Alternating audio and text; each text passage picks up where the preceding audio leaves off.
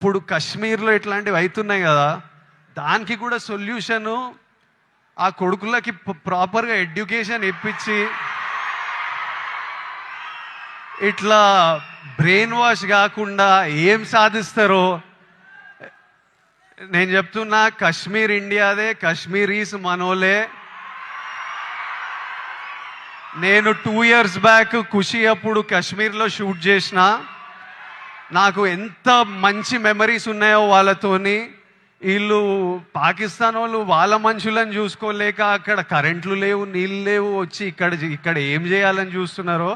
India Pakistan మీద attack చేయాల్సిన పనే లేదు. పాకిస్తాన్ వాళ్ళకే విరక్తి వచ్చి వాళ్ళ గవర్నమెంట్ మీద అటాక్ చేస్తారు.